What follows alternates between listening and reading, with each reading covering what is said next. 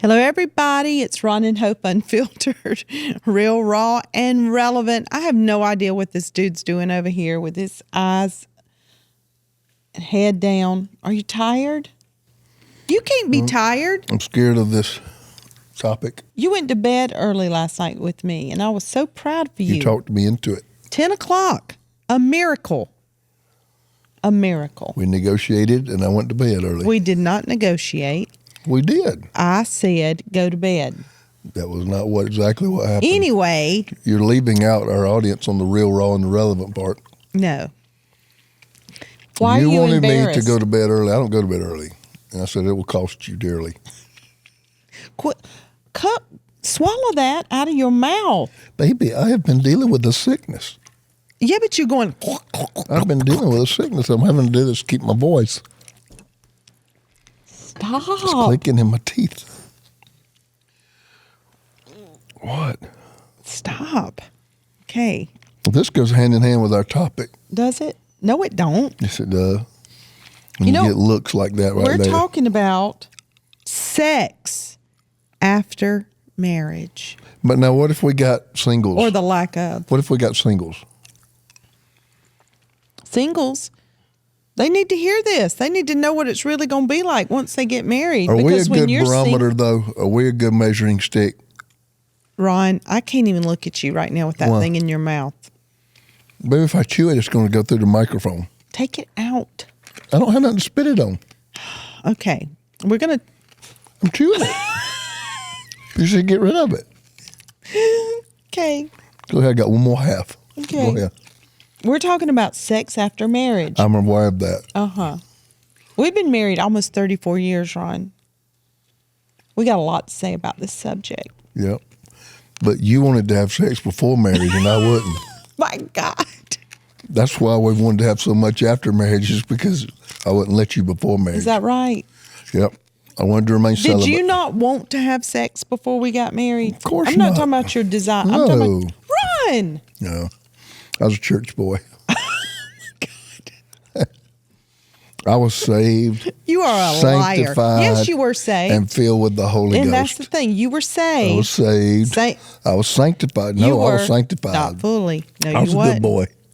You were filled with I the was a Holy good boy. Ghost, Ron. Mm-hmm. But you still wanted to have sex. I didn't say we did, but you wanted to. Maybe I really didn't. Oh, my God. I really didn't. That didn't come to a good time afterwards. Really? When we said I'd do it, hit me. Really? Yeah. Oh, wouldn't that be wonderful? That's when it hit me. That would be amazing if God would do it that way, but he don't. Mm-hmm. So we dated 3.5 years. I call it the Great Tribulation period. And we were at time we met when hormones were high. Yes, we did. 18, and staying 19. true. I'm sure we crossed the lines in somebody's minds, but having sex, we did never do that. And I'm telling you, that was rough because we went to a small school. We went to a small school in Georgia, and it was small school kind of really exacerbates and multiplies your dating experience. Yeah, we were together 24/7. Yeah, I mean, we were already paying each other's bills, working, pooling our money. You was breakfast, lunch, dinner. You already, by the time we were dating, had my car keys and my checkbook. And some things haven't changed at all. And so, you was doing my clothes. I was out working 2 or 3 jobs. I told somebody, I said, we were doing all the stuff a married couple does except have the good stuff. Yeah, we weren't allowed to do the fun stuff, but we were doing everything else. But one thing I am proud of, we didn't do that. Didn't say we didn't want to. You did say you didn't want but to. I'm changing right now. I'm coming clean. We didn't do that, but I want to talk, this is not what our talk was about, but that was rough. That was rough. That is hard. Because we were serious. We loved Jesus. Knowing we're getting married, trying to stay pure. That's when it got worse. I think after we got engaged, would you agree it got worse? Yes.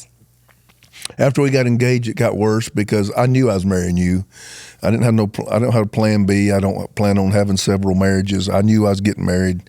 You knew you were getting married. We were madly in love, and we were together a lot. I mean, we even traveled and like sung and preached together. I mean, when I'm talking about we were Right. together, we would get after classes on Friday. We would pack up the car, drive somewhere, and I would preach a revival for the weekend. And you were like the singer and the worship leader. Right. And we'd have to stay at the I mean, preacher's house. we stayed at the preacher's house in 2 different bedrooms. We were together all the time, and that made things very, very difficult because you were a very beautiful, attractive lady, and I was what was Very good looking, attractive. I? Well, I'm 19 young when I man. met you. I was 19. Yes. Yeah, I was 19 years old. So I mean, that's right when everything in your body's buzzing about that time. So I'm not going to lie. We might do a dating thing. I don't want to I know we got a lot of our audience is probably our age or older, and I don't want them to say, well, I don't need to listen to this one. But we might craft together some dating things. I think we got some things to say. We do. When it comes to that, because it can be accomplished. There's no more red-blooded American boy than me. But I do know that if You had a lot of self-control. if you there. set are you being funny? No, No. I'm saying you had a lot I of tried. self-control. I and tried. you had a real relationship with the Lord to where you... That created those boundaries. Created boundaries. And here again, it didn't mean I didn't want you, didn't mean I didn't want to. It just, there were boundaries of right and wrong that meant a lot to me, and they meant a lot to you. And we were able to survive that 3.5 years. And then I made up, if I remember right, for the whole 3.5 years on our wedding night. Oh, my God. Help us all. In one night, you reaped the benefits Really? of 3 years Really? in one. Ronald. It was like a miraculous night. It was miraculously quick. I will say that. Baby, I was excited to be married. I was excited to be married. Oh, my God. I was just excited to be with you. Oh, jeez. I remember you said to me, you said, I'm sorry. I'll make it up to you tomorrow. Hey, was the next day better? Yeah, it was a little better. Next day better. It was like 4.5 minutes. We doubled our time. We went from 2 to 4 minutes. I'm done with you right now. Baby, I was just super excited. You were. I was so happy. So happy. But you tell this funny little joke at the marriage conference. Won't you tell it to our listeners? No, there's certain foods you have to watch out for. Is it certain foods? Yeah, there's foods you have to watch out for that it is clinically proven that really can destroy or inhibit sex drive. And they don't tell you that while you're dating. They only tell you that when you get older. Because we're talking about sex after marriage. Yeah, sex after marriage. Yeah. And so, the one food they said that is just a sex drive killer that I would like to acknowledge and encourage people to try to stay away from is wedding cake.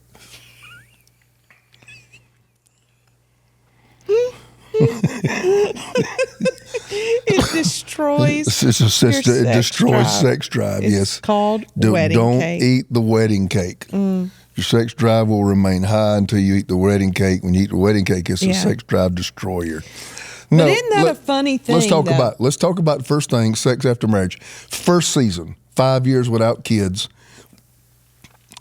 Expectation versus reality. Don't hurt my That's feelings. what I'm saying. Don't embarrass me. Isn't that a bad. funny thing, though? You're about to die to have sex when you're not supposed to. And you get married and you're like, Life hits. Life hits. Yeah. Life hits. Yeah. And we come out the gate hard. We come out of the gate and full blown. Nobody comes out of the gate and starts a business. We got married and started a business. So we got married with no income. Right. So we immediately turned into, Christian hustlers. We're hustling. I hate that word. You know what I'm talking about. You taught voice lessons. I know worked at the you worked in an apartment apartment complex.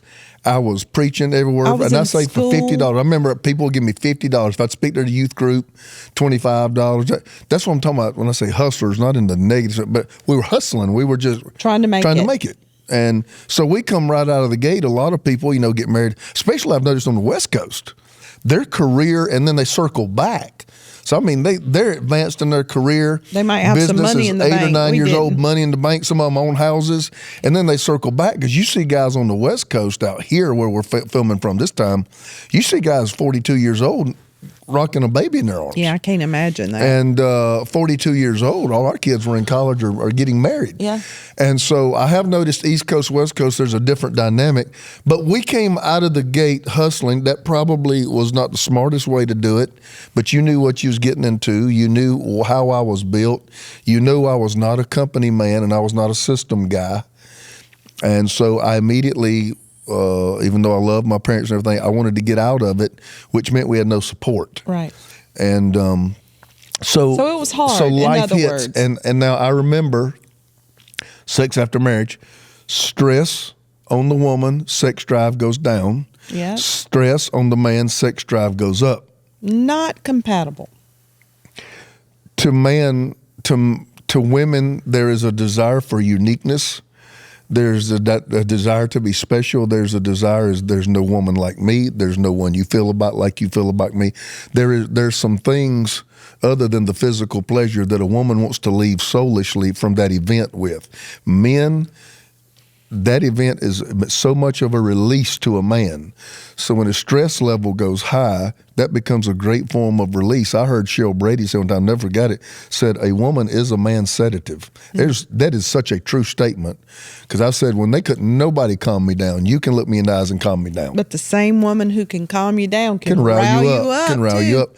But you can. When you see something in my eyes, you see me mad, you see something scare me, you can come up, you can put your hand on me, you can look me right in my eyes, and you can bring me right back down. But I think that's because you've talked about this several times from the pulpit, that the name for woman is the same name for Holy Spirit. For Holy Spirit. He's comforter. He is the comforter. He's a comforter.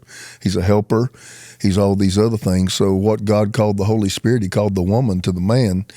And I know that you are that to me. I know that a woman in her truest sense of her nature can function like that. So I would say in that first season, married, no kids, we were somewhat in a survival mode. We lived in really dumpy places. Yeah. We didn't have money for vacations or groceries. Yeah, we just didn't. We had to enjoy each other because there were not activities really we could engage in. An activity for us was enough gas in the car to go on a drive. So you thought I was your only Disney World. Well, I loved you enough for you to be my Disney World, and so I enjoyed those experiences with you. But I do remember we were stressed. I remember stress working on you. I remember you having some intestinal problems because of that level of stress. And I remember for the first time, I had to be cognizant of the fact, when you're dating, it seemed like you're on all the time. Man and boy to me, if we ever started kissing or something, it was immediately we had to start putting boundaries in place and everything else because it just seemed like the switch is there. When stress hits, that is just not the case. And it don't mean you love me less than you did before we were dating. I think you loved me more. Mm-hmm. But I think it's just harder for a woman. But you were finishing school too. Yeah, because we can't compartmentalize like y'all Okay, can. that's a whole Everything different is thing. so. Let's talk about that when we come back. We have an amazing partner right here, and it's Fabric. Yes, we you know do. what, Ron? When I look at pictures of my kids, You get tired. we're old. You said we get You tired. get tired. No, I just realized, that they're grown now and how fast they've grown up. And it hits me hard. I'm getting older. I'm getting older too. And that's why planning for my family's financial security has become a top priority for us. Making sure we're prepared and have enough life insurance in case something unexpected happens and I'm out of the picture. That's crucial. And Fabric by Gerber Life makes it simple to get the protection that's right for your family. Fabric by Gerber Life was designed by parents for parents to help you get a high-quality, surprisingly affordable term life insurance policy in less than 10 minutes. Fabric has flexible policies that fit your family and your budget, with quality policies like $1 million in coverage for less than $1 a day. It's all online and on your schedule. No appointments, scheduling, or piles of paperwork. Just apply when it's convenient for you. You could go from start to covered in less than 10 minutes with no health exam required.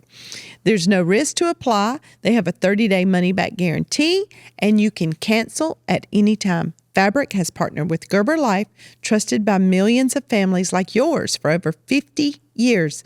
With over 1,800 five-star reviews, they are rated excellent on Trustpilot.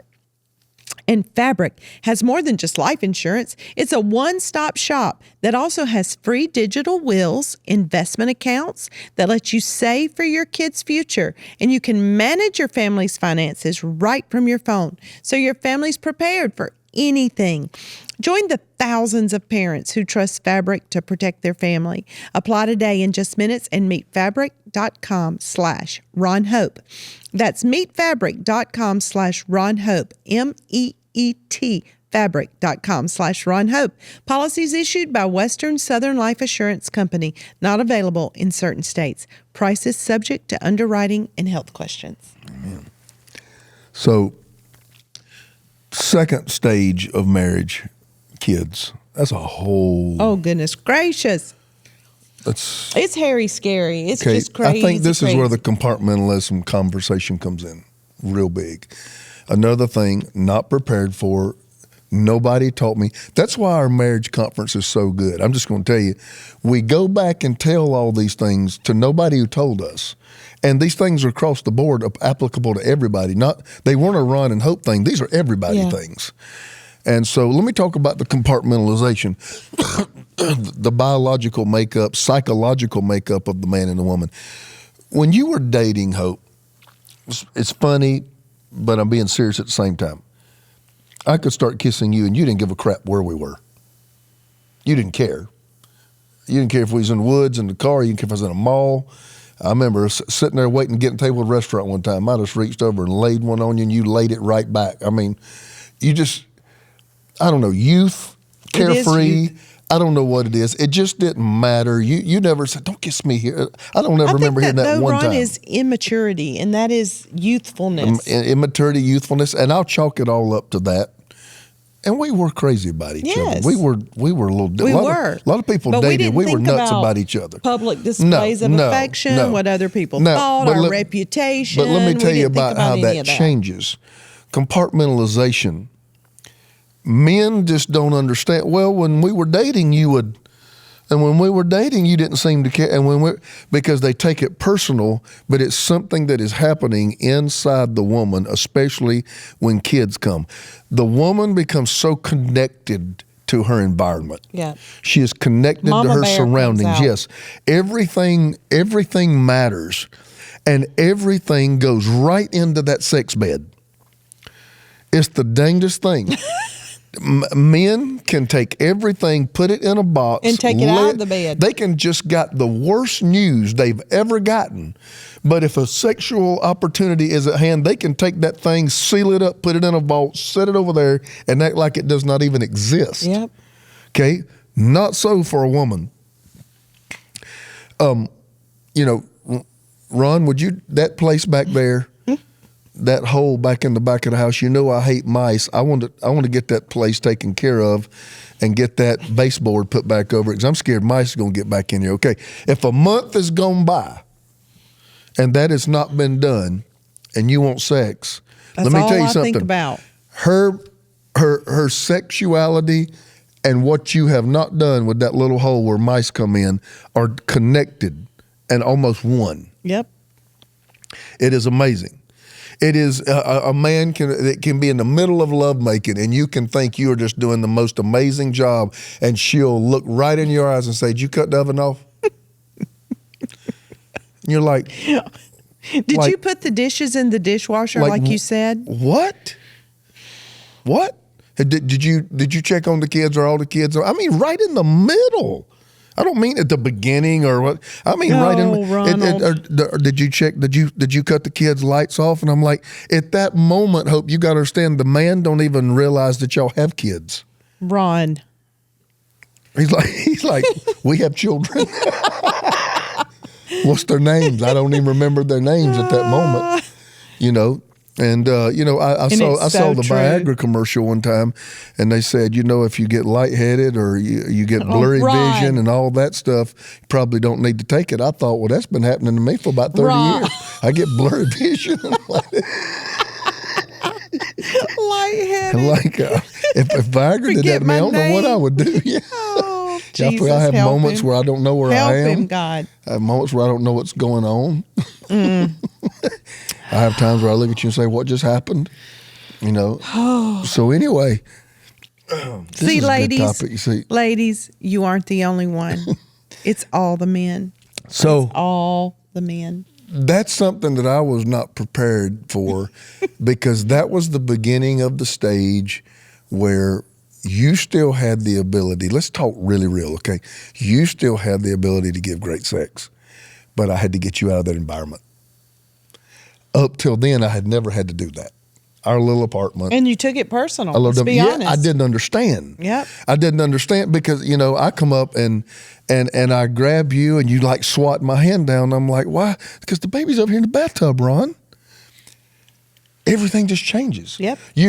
You're connected to the baby, and then I go back to when we were dating. You weren't connected Then to I anything. get mad at you. I'm like, you not connected to the baby? You don't care? Not No? when it comes to that. No, we're not. We're not. I can take the baby, pull the curtain. I'll see you in a few minutes. We can That's do that. awful. We can do that, That and we is can do awful. it so easy. And we'll let the oven keep running, and we'll let the mice keep coming in because at that moment, That's all that we're like a matters. light switch. Yes, it's on or it's off. I've told you, a woman. Why did God do this? A woman a woman is like the cockpit of a 747. There's so many buttons. Yep. Okay, you get over here to man. It is a light switch. It's on or off. And if you, being a beautiful woman who I'm deeply in love with, if you turn me on at that point, nothing else matters. At that point, until that expression has completed itself, then I can go back to whatever. So how it was do I we was live doing. together in peace We when negotiate. we're so different? We negotiate and we talk and we learn just like we're doing. What are we teaching them? What we've Yep. learned. So we negotiate. Ron, this isn't personal because it feels like rejection. I didn't say it was, but you got to understand, okay, let's get in my world. To the man, getting told no or getting his hand swatted down or I'm in here cooking, don't mess with me. That feels like rejection. It's not. It's you're connected to something else at that moment, and that's not where your mind is. So maybe we need to send this to all the men. They need to learn. Well, I'm telling you about me too. You Yeah. need to learn me. It feels like I've rejection. already learned What you. did I tell in the marriage conference? I've already learned you. But what did I tell women in the marriage conference? You got to be conquerable. You got to be conquerable. Sometimes. A man is a hunter, and we can't live with somebody that can't be conquered. There's got to be a time where there is a spontaneity. There's got a time where you turn around and say, I'm turning these beans off. It's right now, homie. Oh my! I mean, goodness. it's right. There's got to be times where you grab my tie and just and pull it up and choke and yank me on into Ronald. the bed. Yep. And you got to do it right then. Why? Because that makes our dreams come true, and it makes us feel like It this. makes all our dreams come true. It makes us feel like this right here. It makes all our dreams come true. Makes us feel like Hercules. Hercules. Oh Okay. my God! So I do. I get on the men and the women. I tried to help the men understand the compartmentalization part, how the woman's me. connected. But I turn around and tell the woman, listen, man, you got to be seducible. You got to be conquered sometime. Yeah. We can't live with something that can never be conquered. And so I think Hope, it's always. We also do a thing in our marriage conference, and this isn't a marriage conference promotional, but we do a thing on how to argue. In other words, nobody can come into anything who wants all the chips on their side of the table. Who win all the time, or who lose all the time. I can't. The only time you and I are ever intimate is when I can take you on a vacation. Right. Okay, that's not reality. And on most people's pocketbooks, it's sure isn't a reality. Okay, with kids, whatever, it's just not. At the same time, there's got to be an understanding when you're cooking, and there's a kid over there in the high chair, Men, and there's another don't one do it. watching. Yeah. I can't come up there and start rubbing you all strategically and expect a positive response. Right. It is a negotiation. It is a meeting in the middle, and it is an understanding of each other and where you are. Now, what was one of your nicknames? Let's just tell everybody. One of the big. You got a lot of them, but I'm the not biggest telling one, it. You the biggest, tell it. County You- line. He calls me County Line because he If I loves ever got you out of what town. happens when he takes me out of If town. I ever got you out of town. Now, I used to think it was just getting you out of town. It has nothing to do with getting you out of town. Because I've seen you love me at a Ritz-Carlton and I've seen you love me at a Holiday Inn. So I'm realizing, okay, it don't really have nothing to do with the place. What it has to do with is I have disconnected you From responsibility. from everything that pulls on Yep. you. And we are not saying this that the men are these hound dogs all the time, 100%. Sometimes in marriage it's reversed. I've known, we've had some These are friends. generalities. Yes, but there are people who really struggle where the woman is the aggressor and the man's not. We're talking about, it doesn't matter which one is. You both have You to got to negotiate. negotiate. So I never finished how to argue. When you argue, number one, stick to the issue.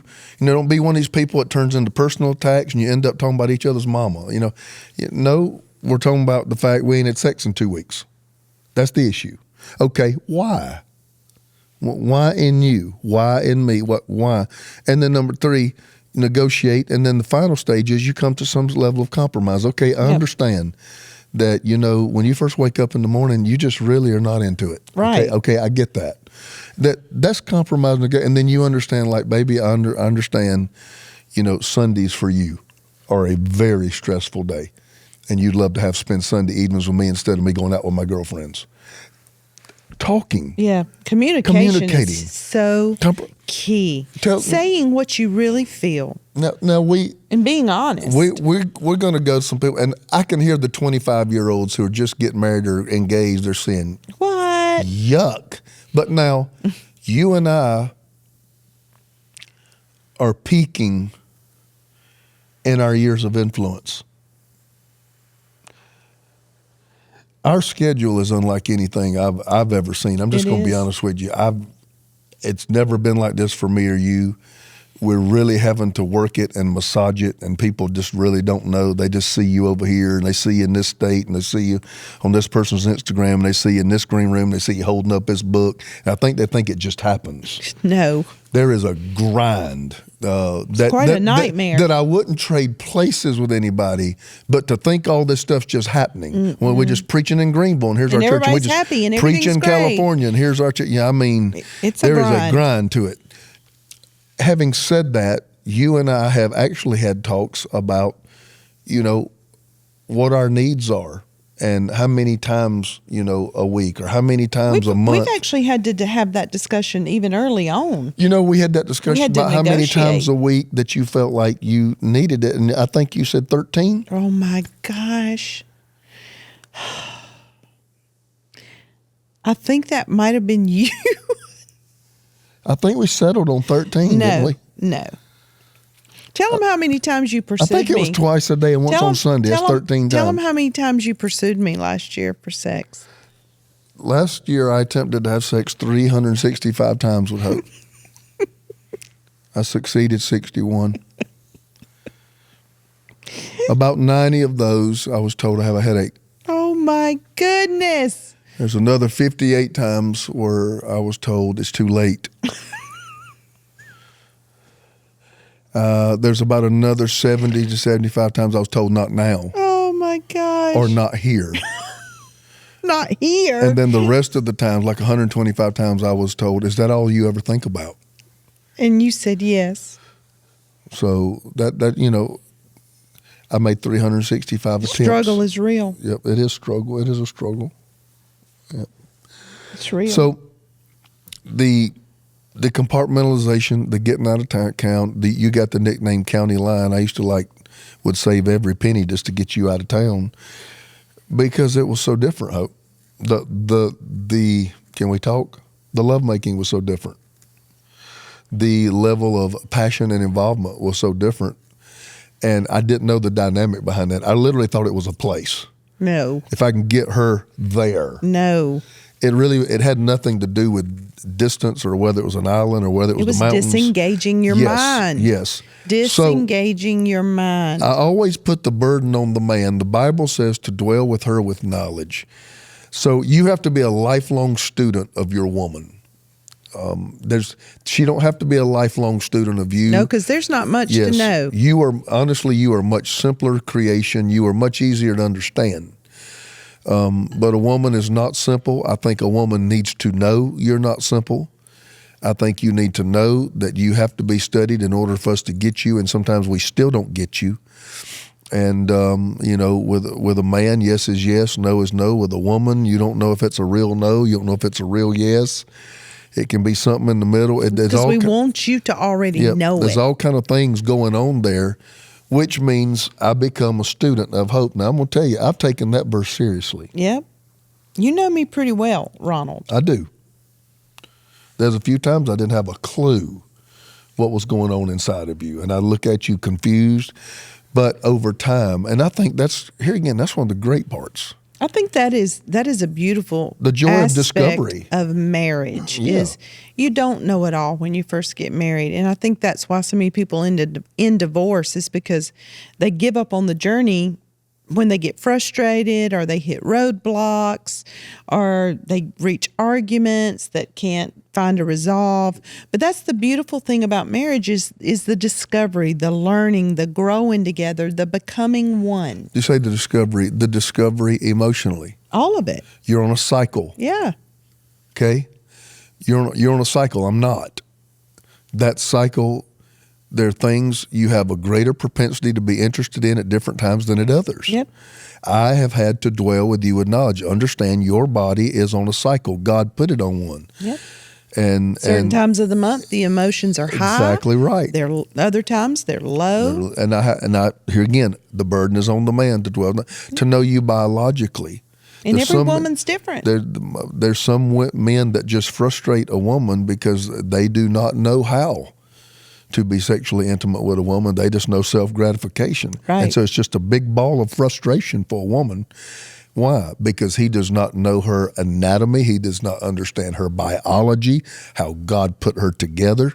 All these things are, listen, not a begrudging, grinding journey, a beautiful, yeah, it is. beautiful journey. That's why I've heard you say several times lately, because you've been doing a lot of interviews, you say you're having your best life in your 50s. Explain that.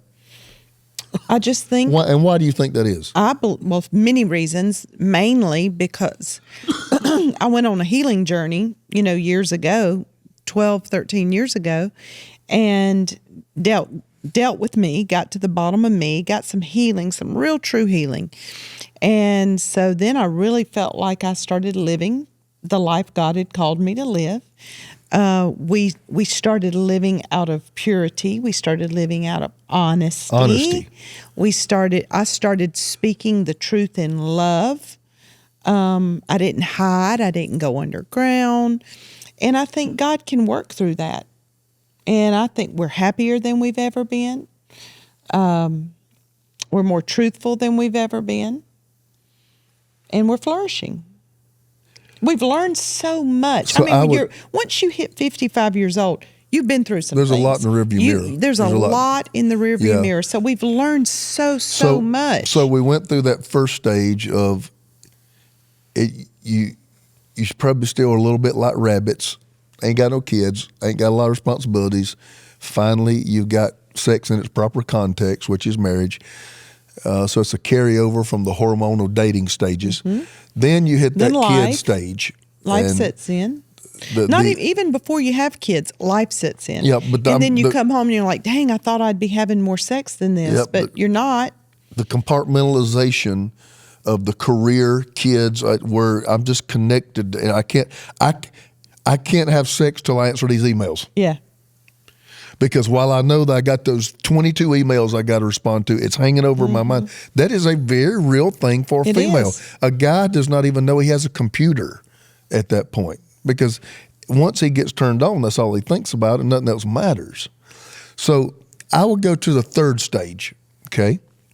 I don't want to make us old fogies, because I think you and I really intentionalize relevancy to young couples and young crowds and surround ourselves with young people.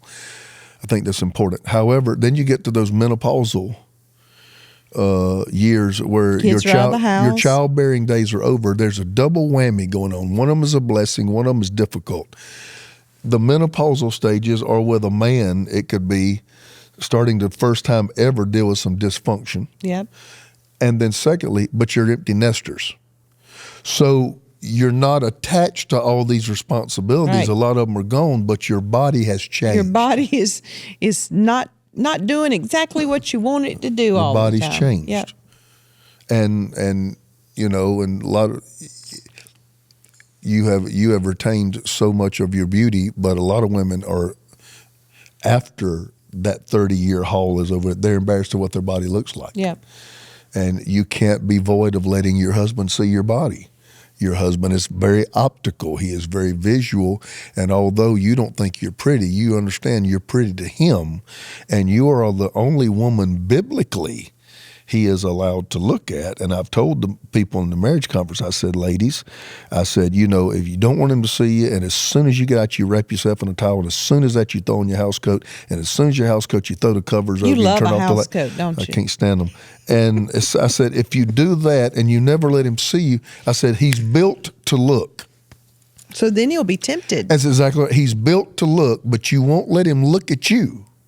He's forbidden to look at porn. Where does he go? And women got to But understand. you know what? We're afraid if we let you just look or sneak a peek, it won't stop there. It's probably not. Oh, we can't just let you look. But let us be. Just look. Let us and be, then go back to what you were doing. Let us be this. Oh my God, this. Let us be Let this. us be great. Yes. Let us be great. Let us conquer. You crazy. Yes. This has been awesome. We ain't finished. We're not? Talk about bathing suits over 50. No, we're not. Why? No, Why? Ron, Baby, they need to know because it'll help some of these people. you tell them. Okay, we have 3 bathing suit drawers. We have a Chester drawer up against the wall in front of the bed, and at the bottom it has 3 rows of drawers. On the left is the public collection. And we do One pieces. We have a pool. We have people over. We entertain. We cook out. We do go on trips. Sometime other couples, other preachers and preachers' wives are there. Sometime we're at conferences and everybody, after classes all day, they say, let's go hit the pool a while. So we have to have the public collection. It's a one piece. But in the middle is the Ron collection. The Ron collection is very different from the public collection. I won't go into all the way why, but it's good to have these different collections, okay? You can't, ladies. What is this? Ladies, When do I wear these? Ladies, you can't let his personal collection be your church collection. They have to be 2 separate drawers. Okay, so what is the Ron collection? Is that when we're together, just me and you at the beach? The Ron collection is when we're at our own pool or when we're at the beach. And so we got this one little island we go to, and with the room we get actually has a its own private pool. little pool around it. And we go there. Those are the Ron collections. But then there's this 3rd drawer.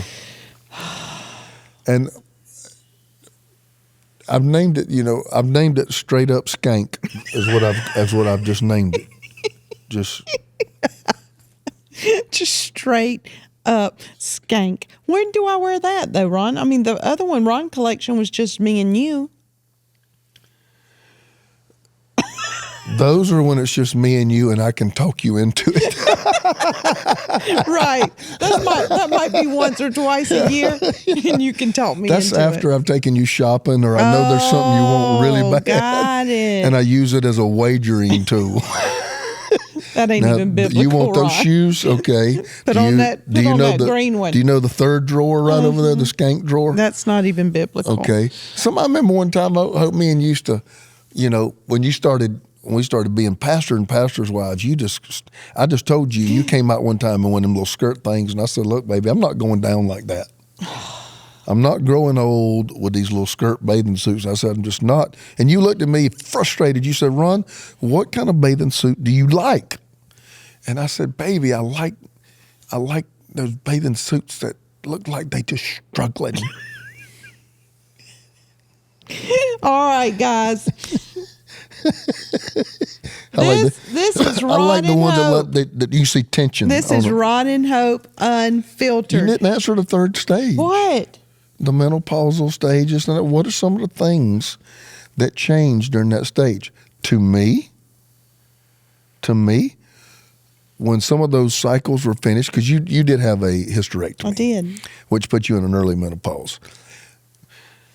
I would tell people who are house full of kids, career stress, compartmentalization, we don't have a lot of money to get babysitters, it's hard to get away. I would tell you to hold on.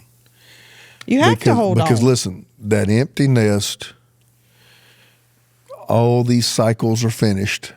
But I That will is a say good season. it is a good season. But I want to encourage you, if you're in your 20s, 30s, you got young kids, guys, you have got to set aside time and money for dates. You have got to. You got to invest in each other. You can't just say, I'm going to hold on. I'm going to be frustrated. This is the way I am. We got kids in the house. No, you got to invest in each other. I mean, if it's only once a month and you set aside time to get babysitter for 2 hours, go to the Motel 6. Okay, Do whatever you got to do. Let me end with this. Do you think I need to tell them that advice that old man gave me that time about keeping a good marriage healthy you a don't. long time? You shouldn't. Ron, Okay. no. I think it's sound advice, but Do go you? ahead. It's Okay, sage no, advice. we are not. No. It's real raw and relevant. Yeah, but, anyway, but only it's for certain audience. Sage advice. Anyway, you have to take time. You really do, because that is nothing but a playground for the devil if you don't. Yep. You have to. You have to Can I invest in say each other. Can I say honestly, there's a propensity for the women to almost lose sight of that part of her life almost you do. altogether. Totally, And the because you man feel is- like yeah. my kids are first. I got to invest in Well, them. I got to invest. I look, got to spend time with them. You're nursing. Yeah. It's a pull. Everything's a pull. Everybody needs you. Homework. And all of a sudden, projects, sex from him has become Work. another need in your long line of needs. and you're spent. You're done. You're done. You're tired. So you have to set aside and focus. Okay, next Tuesday. Okay, next Friday, we got our date night. And And you know it's on and popping. The phone is down. Yes. And it's full attention on each other. And it's bringing back the reminder to each other, everything else going on in life, you are still. Yes. Number You're one. still number one. I like that. I hope some of our comedy has helped you out a little bit. I'm not trying to preach and do 1, 2, 3, 4, 5. I don't want this to ever sound like we're reading it from a book. But a lot of this has come from what we've learned from books, what we've learned from counsel, and what we've learned In from life. unfortunately, from experience. And many of those experiences being negative. But I hope that it's helped you a little bit. And we always try to do it in a real way where we can catch a few laughs along the lines. Look, guys, we need you to like it. We need you to subscribe. If you're watching this by YouTube, we need you to get down in the comment section. I want you to tell other people about it, because this is what gets it on more people's radars, what helps makes it successful. And Yeah. quite honestly, it helps us pay the bills. So Listen, do what you can. So much going on. Want to let you know, if you want some mentorship, if you want somebody to lock arms with you and do life with you, I want to be that person in your life. Go to hopesinnercircle.com, hopesinnercircle.com, and my brand new book is out. And if they sign up for that, what will you do with the you book? get the book for free. You get the book And and the a first magazine month of the Inner for Circle's free, The Inner right? Circle's free for a month. So you can try it out and say, this That's is for right. me, this is not for me, whatever. Yeah. I want to help you. It's hard to beat that. And of course, we always got church, we always got TV, we always got social media, we always got this. Yes. We're doing a lot of things. We love you guys, and until next time. It's Ron and Hope Unfiltered. Real raw and relevant. Real raw and relevant.